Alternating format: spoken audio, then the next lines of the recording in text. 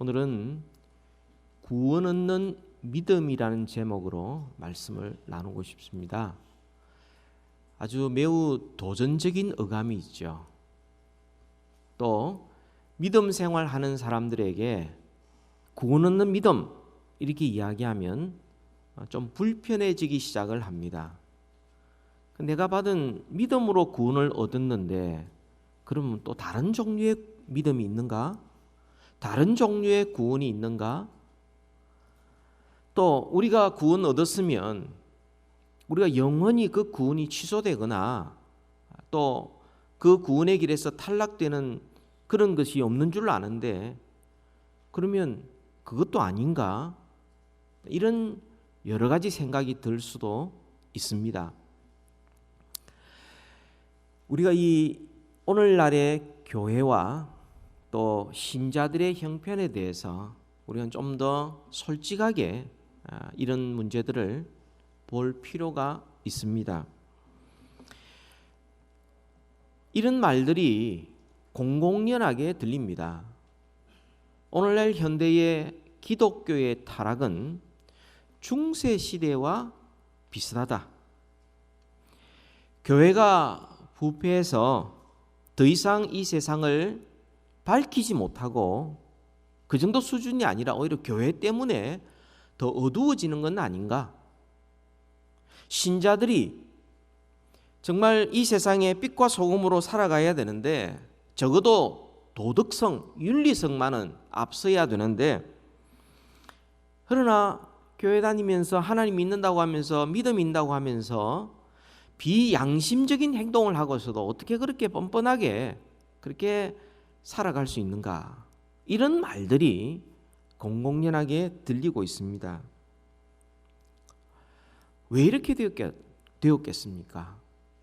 왜 교회가, 기독교가 이 사회적으로 신뢰를 잃어버리고 전에는 기독교인들 하면 일단 믿어주고 시작했는데 이제는 의심부터 시작하고 신자들이 교회에서 믿음 생활을 어떻게 하는지 모르지만 세상에서 직장에서 이웃들에게 행하는 것을 보면은 오히려 상식이 잘 통하지 않는 것들 때문에 오히려 더 답답해하는 그런 일들이 비일비재하죠.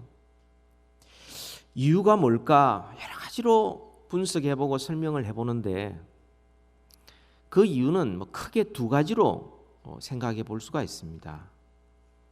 그 첫 번째로는 세속화입니다. 세속화. 신자와 교회가 세상으로부터 구별된 자고 부름받은 자요.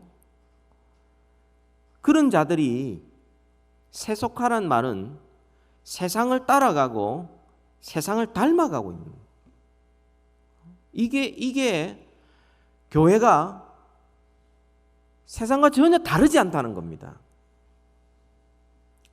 그게 첫 번째 이유고 두 번째 이유는 종교다원주의죠. 뭘 믿든지 상관하지 않는데 남들보다는 좀 더 착하게만 살면 그러면 다 그냥 나중에 다 잘 될 거다. 믿음이 있든 없든 뭐 종교를 뭘 가지든 상관없이 그래도 남들보다 좀 더 선하게 살면 구원받는 일에는 지장이 없다라는 종교다원주의죠. 한마디로 말하면 이 세속화와 종교다원주의는 기독교에서 말하는 성경에서 말하는 구원 얻는 믿음에 대해서 잘 모르고 또 거기에 대한 실천이 없기 때문에 생긴 부작용이라고 할 수가 있습니다. 구원 얻는 믿음이란 뭔가?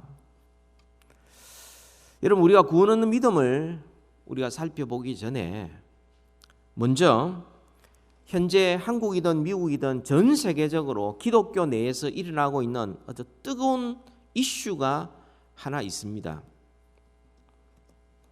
그거는 오직 믿음으로만 구원 얻는다라는 이 교리, 이 기독교의 핵심인데 여기에 뭔가 문제가 있다라고 의의를 제기하는 겁니다. 기독교 안에서 오직 믿음으로 구원 얻는다고 그러는데 그러면 아무렇게나 살아도 되나?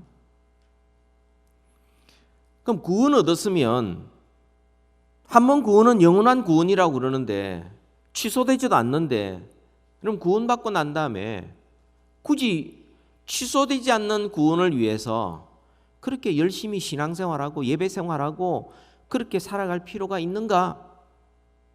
뭔가 이게 믿음으로만 구원 얻는다는 게 뭔가 모자라지 않느냐? 이런 이야기가 공공연하게 기독교 안에서 특별히 신학자들이 이런 문제를 제기하고 있습니다. 이들의 주장은 한마디로 이겁니다. 우리가 처음 의롭다함을 받고 처음 구원을 받을 때는 믿음으로 받는데 마지막 최후의 심판대 앞에 섰을 그때는 믿음으로만은 안 되고 얼마나 거룩한 삶을 살았느냐에 따라서 그때 가서 구원이 결정될 수 있으니까 제대로 못 산 사람은 그때 구원이 취소될 수 있다. 이런 이야기예요. 여러분은 이런 사상에 대해서 어떻게 생각을 하십니까?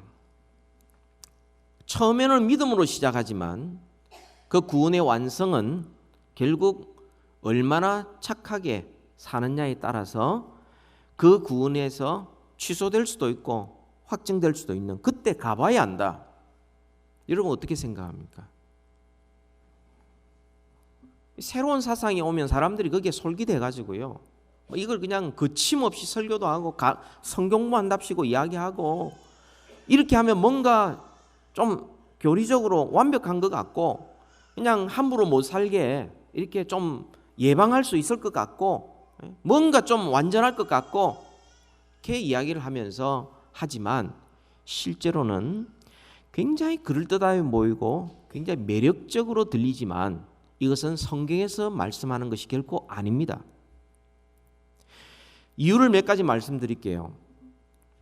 예수 그리스도께서 십자가에서 다 이루셨다고 그랬는데 그리스도를 믿는 자마다 구원을 받고 하나님의 자녀가 된다고 말씀하셨는데 이렇게 주장하는 사람들은 십자가로서는 부족하다는 거죠. 거기다가 좀 자기의 선한 행실과 그 다음에 뭔가 종교적인 열심과 이런 것들이 좀 더 보태져야 된다라고 생각을 합니다. 중세와 다를 바가 하나도 없어져 버렸어요. 또 예수님께서 약속하시기를 내게 오는 자는 내가 하나도 잃어버리지 아니한다 말씀하셨는데 그것도 대놓고 거부합니다. 잃어버릴 수 있다. 제대로 못 살면 구원 취소될 수 있다. 마지막 날 심판 때 큰 낭패를 당할 것이다. 하나님의 약속을 뒤집어 버립니다.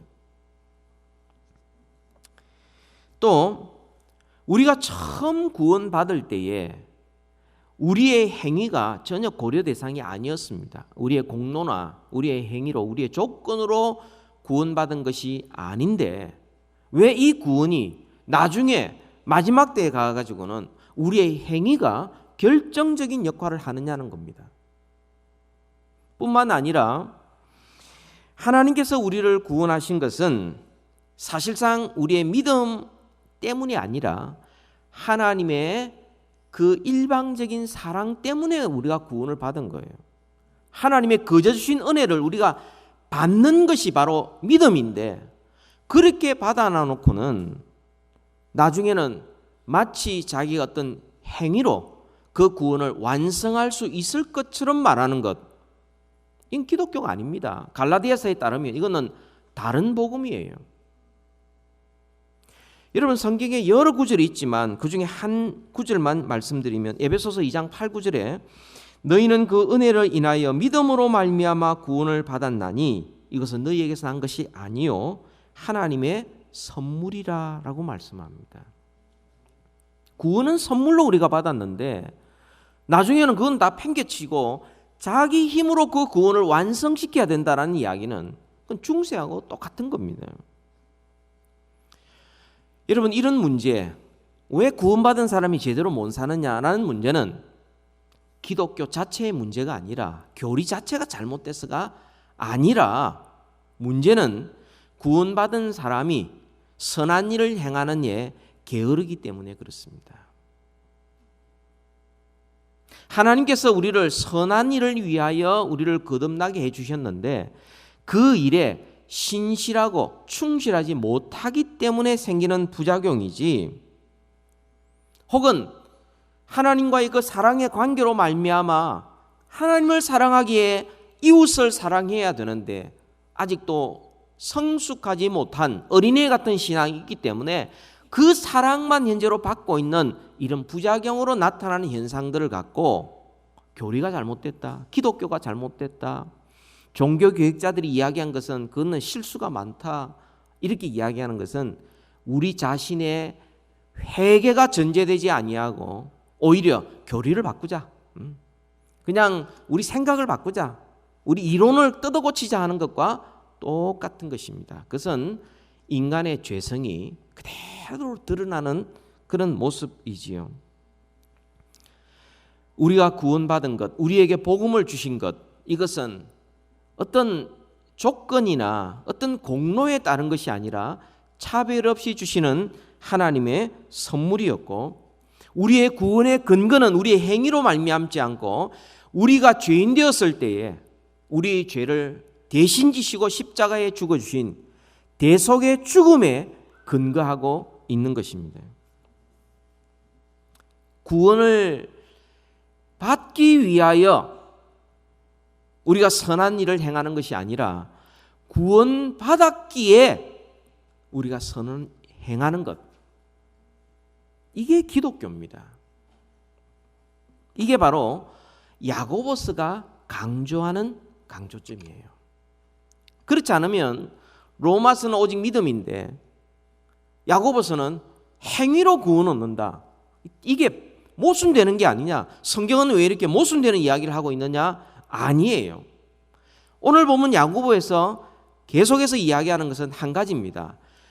우리의 구원은 예수 그리스도를 믿음으로 말미암아 구원받은 자들이라면 그것은 너무나 당연히 선한 일, 행위로 나타나야 되는데 마치 믿음과 행위가 따로 분리될 수 있는 것처럼 말하는 게 이상하다. 그거는 있을 수 없는 일인데 왜 자꾸만 믿음과 행위를 분리시키느냐? 믿는 자들은 당연히 그에 걸맞는 행위가 뒤따라오게 되어 있다, 그걸 강조하고 있는 거예요. 여러분, 구원 얻는 믿음이 뭡니까?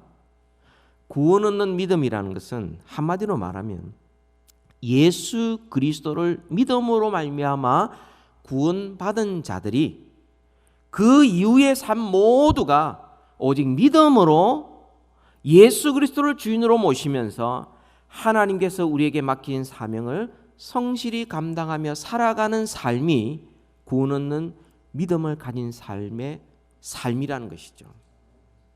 자, 그렇다면 좀 더 자세하게 구원 얻는 믿음이 뭡니까? 살아있는 믿음이 뭡니까? 참된 믿음이 뭡니까? 오늘 본문에서 몇 가지를 살펴볼 수가 있어요. 구원 얻는 믿음, 참된 믿음은 사람이 말하는 것 그 이상이라는 겁니다. 그게 14절에 나옵니다. 같이 한번 읽을까요? 시작. 내 형제들아, 만일 사람이 믿음이 있노라 하고 행함이 없으면 무슨 유익이 있으리요? 그 믿음이 능히 자기를 구원하겠느냐? 지금 이게 행함으로 구원을 얻는 이야기를 하는 게 아니고요, 믿음으로 구원받은 자들이라면 당연히 행위가 뒤따라야 되는데 행위가 뒤따르지 않으면서 자기는 믿음이 있다라고 이야기하는, 말만 하는, 여기에 대해서 책망하고 있는 말씀이죠. 여러분, 모든 신자들은 입으로 자기의 신앙을 고백해야 합니다. 로마서 10장 9절 10절에 내가 만일 내 입으로 예수를 주로 시인하며 또 하나님께서 그를 죽은 자 가운데서 살리신 것을 내 마음에 믿으면 구원을 받으리라. 사람이 마음으로 믿어 의에 이르고 입으로 시인하여 구원에 이르느니라. 마음으로 믿어 의에 이르고 입으로 시인하여 구원에 이르느니라. 마음으로 믿고 입으로 시인하는 것. 이 믿는 자들에게 그는 가장 중요한 것입니다. 근데 우리가 뭘 오해하느냐 하면 말만 하면 된다고 생각하는 거죠. 그게 잘못이라는 거죠.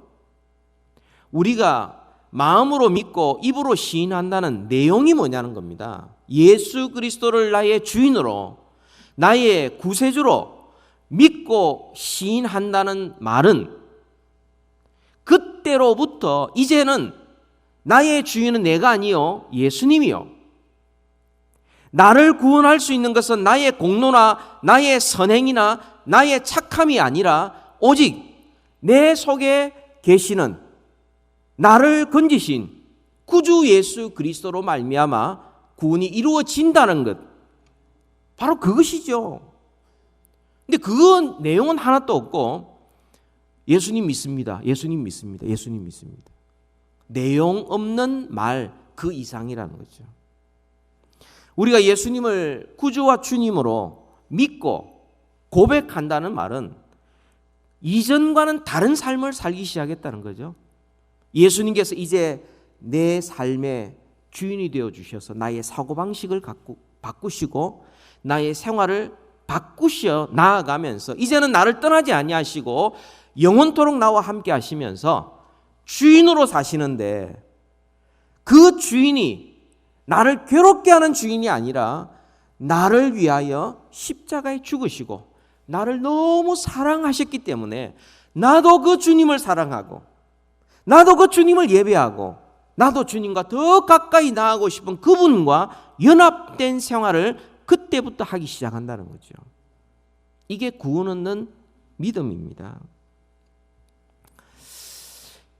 교회를 다니지 않고 혹은 믿음이 없는 사람들이 교회를 다니는 사람들에게 종종 하는 말이 있죠. 교인들은 말만 잘해 라는 말이에요. 말도 잘해야 됩니다. 근데 말만 잘해, 여기 문제죠. 금신상 앞에 절하라는 느부갓네살 왕의 명령 앞에 다니엘의 세 친구가 한 말이 뭡니까? 그들의 말은 짧고 분명했어요. 그리고 그들의 행동은 확고부동했습니다. 우리는 금신상에 절할 수 없습니다. 하나님이 우리를 건지실 것입니다. 그러나 그렇게 하지 않더라도 우리는 신상에 절할 수 없습니다. 말은 짧게, 행동은 확고부동하게. 여러분, 믿음이라는 것은 말로 증명되는 게 아니에요. 행동으로, 삶으로 나타나야 합니다. 우리 교회의 모든 성도들은 말보다는 행동이 더 민첩하고 우리의 입보다는 가슴이 더 뜨거운 하나님의 자녀 되기를 주님의 이름으로 축복합니다. 말보다 행동이 더 민첩하고 말을 많이 해서 입이 뜨거운 것보다 가슴이 뜨거우면 어떤 일이 일어나느냐? 세 가지 현상이 나타나요. 말수가 줄어듭니다. 일은 말로 하지 않고 땀과 수고로 된다는 걸 알기 때문에 말수가 줄어듭니다.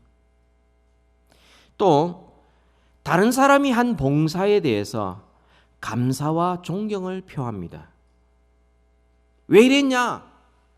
뭐 이렇게 해야 되는데 저렇게 했네 하지 않아요. 왜냐하면 그 일을 하면서 얼마나 힘든다는 걸 알기 때문에 그렇습니다. 또 다른 사람을 함부로 판단하지 않습니다. 왜냐하면 말은 그렇게 했지만 실제로 그 일을 한다면 생각보다 쉽지 않다는 거, 그걸 너무나 잘 알기 때문에 다른 사람을 판단하지 않는 것이죠. 그러면서 우리는 점점 성숙해 나아갈 수 있는 겁니다. 구원 얻는 믿음은 우리의 입 말하는 그 이상이죠. 느낌이나 생각하는 그 이상입니다. 15절부터 19절까지에 나타납니다. 어떤 사람이 헐벗고 일용할 양식이 없는데, 그죠? 그래서 그 사람에게 내가 도움을 주어야 되겠다. 그래서 일단 말로 합니다. 그 정도 하면은 이미 마음속에 그 사람을 불쌍히 여기는 마음도 있고, 이렇게 도와줬으면 좋겠다라는 생각도 합니다. 그런데 말하고 생각하는 그 자체로는 유익이 없다는 거죠. 토마스 맨턴이라는 분이 이런 말을 했습니다. 배속은 말로 채워지지 않습니다. 쌀이나 반찬으로 채워져야 돼요. 또 헐벗은 등은 소원으로 덮여지지 않습니다. 따뜻한 이불, 따뜻한 온기로 덮여져야 합니다. 가난한 사람들은 선한 소원을 말하는 그 사람에게는 감사하지 않습니다. 차라리 구체적으로 먹을 것, 입을 것 구체적으로 전해주는 그 사람에게 감사할 것이라고 말했습니다. 요한일서 3장 17절 18절에 이런 말씀이 있죠. 누가 이 세상의 재물을 가지고 형제의 궁핍함을 보고도 도와줄 마음을 닫으면 하나님의 사랑이 어찌 그 속에 거하겠느냐.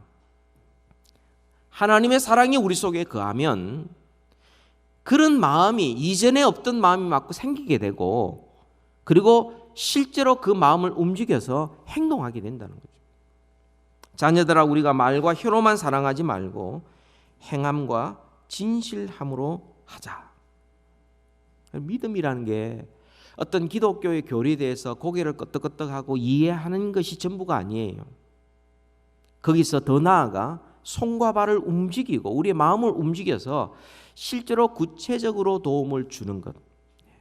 우리 교회가 이렇게 어려운 분들을 도와주고 암 한우를 위해서 도와주고 또 라이더 필요한 사람들을 위해서 도와주고 하는 이런 구체적인 행동을 조금씩 시작하는 것은 다른 것 아니에요. 그걸 가지고 우리가 구원을 이루겠다는 것도 아니에요. 하나님이 우리에게 구원을 주셨고 주신 그 사랑에 우리가 너무 감사해서 조금이라도 내가 보답하고 싶어서 그 일을 하는 거예요. 마태복음 5장 16절에 있는 말씀대로 이같이 너희 빛이 사람 앞에 비추게 하여 그들로 너의 착한 행실을 보고 하늘에 계신 너희 아버지께 영광을 돌리게 하라. 빛은 우리의 착한 행실입니다. 하나님을 모르는 사람들은 어디서 빛을 보느냐? 우리의 착한 행실을 통해서 봅니다. 말을 통해서 보는 게 아니고요.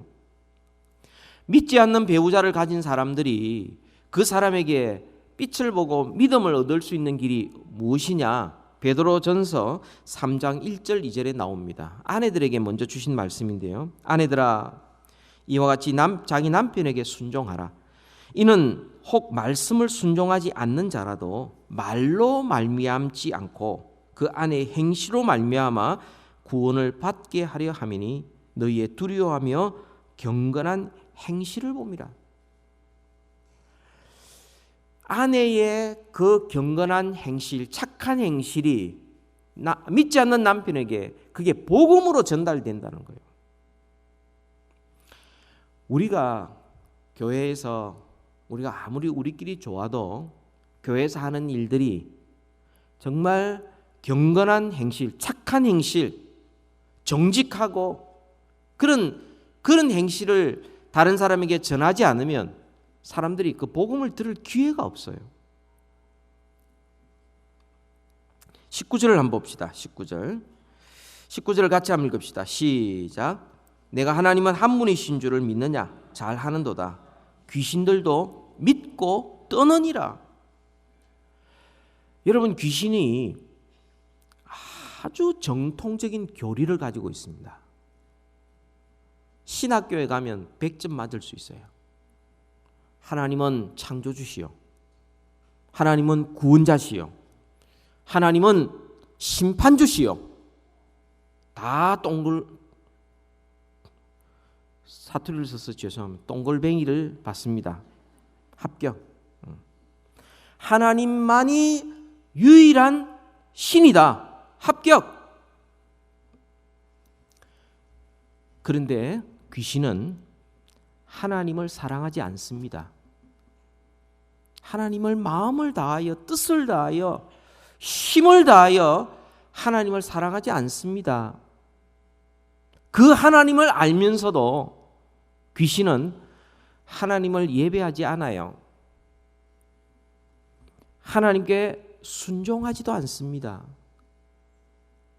그냥 하나님이 한 분인 줄 그냥 알고 있어요.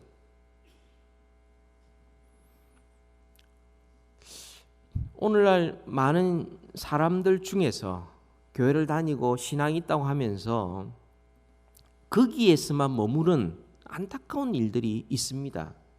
근데 귀신을 보면은 그 하나님이 한 분인 줄 믿고 그 다음에 떠느니라 하나님을 두려워해요. 하나님의 진노의 심판이 오라는 걸 알기 때문에 그는 하나님을 무서워하고 두려워하고 벌벌 떨어요.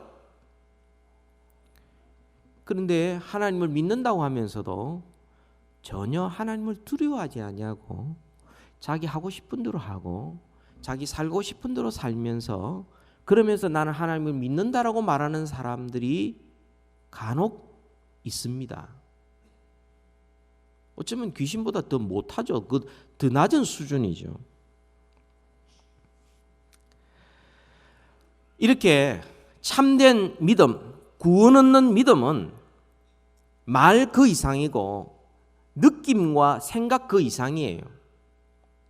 참된 믿음은 뭐냐? 20절에서 26절까지 보면은 그것은 믿음의 행동들이에요. 믿음의 행동들이에요. 교리에 대해서 따지고 논쟁하면서도 성령의 열매를 맺지 못할 수도 있고요. 정통적인 성경 지식을 다 갖고 있으면서도 교회에 덕을 세우지 못할 수도 있고요. 하나님을 위해서 희생하지 않는 사람들 있을 수 있습니다. 믿음이 있다. 이것은 행동한다는 거예요. 수고한다는 것입니다. 우리가 잘 아는 베드로전서 1장 3절에 보면 데살로니가전서 1장 3절에 보면 너희 믿음의 역사와 사랑의 수고와 소망의 인내를 우리 하나님 아버지 앞에 끊임없이 기억한다. 믿음의 수고, 이 말은요, 믿음이란 굉장히 추상적으로 보이지만 실제로 믿음은 행동하게 되고 사랑은 그 사랑이 수고로 나타나고 그렇지 않으면 진짜 사랑 아니죠. 소망은 인내로 나타난다.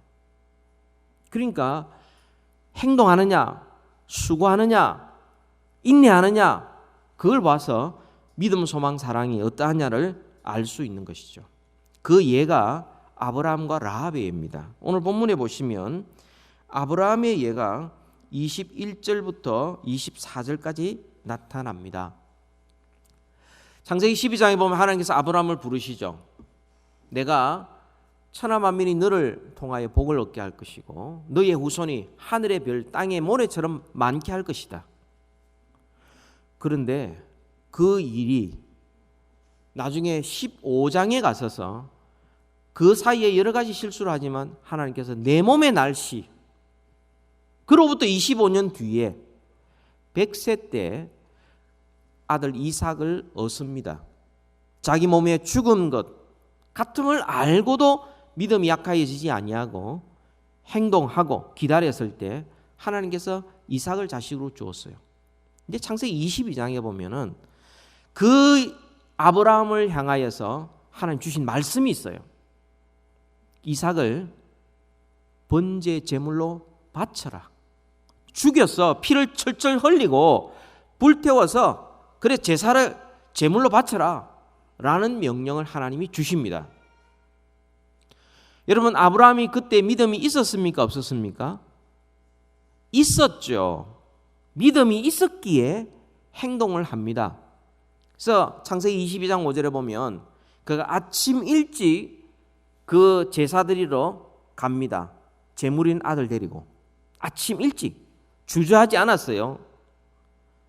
드릴까 말까 하지 않았습니다. 어쩔 수 없이 끌려가지 않았어요. 하나님의 말씀 앞에 그는 적극적으로 능동적으로 그렇게 순종하면서 갔습니다.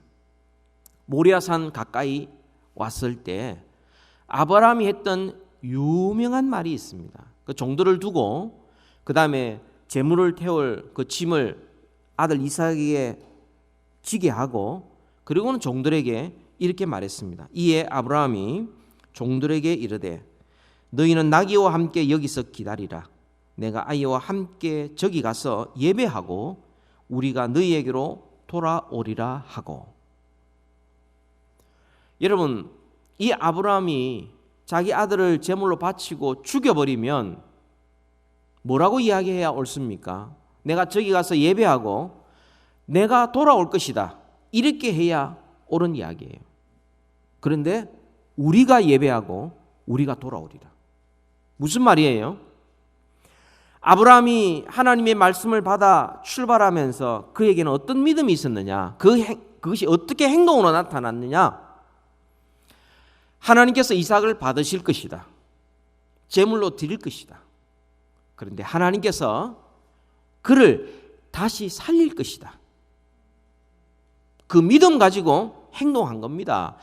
다시 살릴 것이라는 믿음이 없으면, 그 믿음이 없으면 그는 행동 못해요. 하나님 한 번만요, 한 번만요. 이게 무슨 짓입니까? 제가요 100세에 얻은 아들입니다. 제가 이제 두 번째 낳겠습니까? 이러면서 아마 그렇게 행동했을 거예요. 그러나 믿음이 있었기에 그는 우리가 가서 예배드리고 그리고 거기서 하나님이 이삭을 죽이실 것이고, 근데 하나님께서 그를 그대로 두지 아니하고 다시 살리실 것이고 우리가 다시 여기로 돌아올 것이다, 그렇게 행동했던 겁니다. 여러분, 이 해석이 저의 해석이 아니에요. 히브리서 11장 19절에 보면은 믿음장이죠. 그가 하나님이 능히 이삭을 죽은 자 가운데서 다시 살리실 줄로 생각한지라 비유컨대 그를 죽은 자 가운데서 도로 받은 것이니라. 아브라함이 믿음이 있었습니다. 그래서 그런 행동을 한 거예요. 다시 살리실 줄 믿었기에, 그 믿음이 있었기에 그는 죽음의 자리로 그냥 아침 일찍 출발하고요, 나중에 이삭을 잡으려 할 때 하나님께서 말리십니다. 아브라함, 아브라함, 아브라함. 아브라함의 이 믿음, 이것은 적극적이고 긍정적이고 주저하지 아니하고 말씀에 순종하는 것, 이게 믿음이었어요. 두 번째로는 라합이 있습니다. 라합은 그의 신분이 기생이었는데 이스라엘 백성들이 40년 광야 생활을 하고 그리고는 이제 가나안 땅에 들어가는 첫 번째 장애물이 여리고성이에요. 그래서 정탐꾼을 보냈는데 이 기생 라합이 그때 믿음이 있었습니까, 없었습니까? 믿음이 있었죠. 있었으니까 정탐꾼을 숨겨준 겁니다. 믿음이 없으면은 숨겨줄 수가 없어요. 왜냐하면 자기가 죽는데, 집안이 다 죽어버리는데. 그런데 하나님을 믿고 그리고는 하나님께 붙어야 산다. 그래서 정탐꾼을 숨겨줬어요. 이것도 제 해석이 아니고요, 히브리서 11장 31절의 말씀입니다. 믿음으로 기생 라합은 정탐꾼을 평안히 영접하였으므로 순종하지 아니하는 자와 함께 멸망하지 아니하였도다. 희생을 각오하면서 그리고 그 어려운 사람들을 도와주는 것이, 그것이 바로 믿음이었다. 다시 말하면 그것이 구원받은 자의 행동이었다, 그렇게 말씀하고 있습니다. 여러분, 요약하면 이렇습니다. 오늘 우리가 이 말씀을, 너무나 잘 아는 말씀을 우리가 살펴보았는데요, 우리가 꼭 알아야 될 것은 믿음과 행위는 분리될 수 없다라는 사실입니다. 영혼과 몸이 분리되면 죽는 겁니다. 믿음과 행위가 분리되는 것은 그건 죽은 믿음이에요. 그건 믿음이 시작도 안 했어요. 살아있으면 사람이 호흡을 합니다. 열기가 있어요. 움직일 수 있듯이 믿음이 있으면 믿음의 말을 합니다. 믿음의 생각을 합니다. 믿음의 행동을 합니다. 말릴 수가 없어요. 그건 그렇게 나오게 되어 있는 겁니다. 하나님이 주신 그 믿음 그 자체의 문제가 아니라 사실 믿는 자가 믿음대로 말하고 행동하는데 게으르기 때문에 생기는 문제가 오늘날 교회들이, 기독교가 믿지 않는 자들에게 조롱을 받는 이유인 것이죠. 여러분, 우리는 이것을 분명히 해야 합니다. 값없이 우리에게 은혜로 주신 하나님의 선물, 이 구원의 선물, 영생의 선물을 우리가 받았는데 우리에게 자격이 없었어요. 우리에게 구원받을 조건이 하나도 없었어요. 그럼에도 불구하고 우리가 죄인 되었을 때에 우리를 위하여 십자가에 죽으시고 우리의 구원을 다 이루신 그 하나님의 그 무한한 사랑 때문에 우리가 구원을 받았습니다. 이제는 우리가 그 은혜에 어떻게 보답할 길이 없어요. 어떻게 우리가 다 갚을 수가 있겠습니까?